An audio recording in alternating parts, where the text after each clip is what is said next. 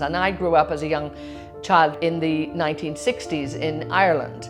We look at the Republic of Ireland now, and we look at the country, and it's a very progressive country. It's a very wealthy country. It's doing very well. We hear a lot about it. It's a cheerleader. It's a trailblazer in Europe. Back in the day when I was growing up, it was far from that, I can tell you that. It was a very conservative country, and I think the role of women was very, very different back then. We have to also look back at a time probably before then when it was illegal for my mother to work when she was married. So all women in Ireland had to give up their professions or their jobs when they got married, unless they were a teacher, a nurse, an essential service, something like that, a doctor perhaps. But then again, back in the day, there weren't a whole lot of female doctors either. So growing up, it was quite challenging, because when I looked around me, I just knew this wasn't where I wanted to be. I grew up in a very small town in the west of Ireland. So again, it wasn't a hugely aspiring town.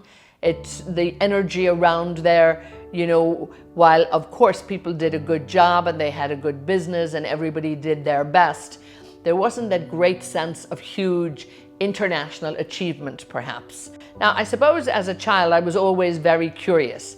I had two elder sisters. They really didn't sort of blaze a trail ahead of me. I had a few obstacles myself along the way, and I was curious.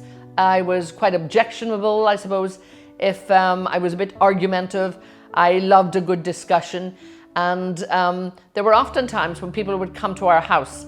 They were sort of missionaries as such, and this happened all around the country. And of course, my father, being a rather, gentleman, didn't want to argue with them.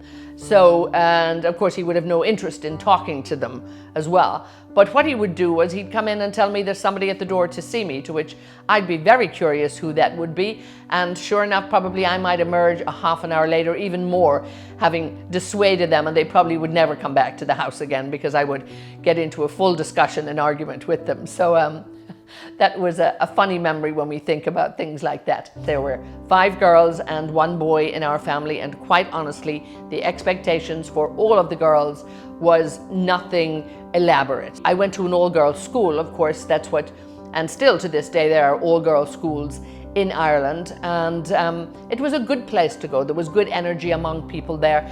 But again, I sometimes wonder, the vision and the great expectations that are there now, without a doubt, were not there in my day. I remember wanting to go to Trinity College Dublin, where I ended up going, and one of my teachers said it was very difficult to get in, so suggested that I dare not apply. And in many ways, when I think about some of those challenges too, for me, I saw them as stepping stones, and I just happily stepped over them. And I think all I needed for that one teacher to say to me that this was probably a difficult place to go to university, that's probably all I needed for me to say, let me give it a try. Let me show them I can do this. And indeed, I did get in. So this was very, very exciting too for me. And it was so worth, I think, the effort. And it's something I suppose I've done all my life, and I do to this day. It's almost looking at something and thinking there has to be another way. It can't just be no.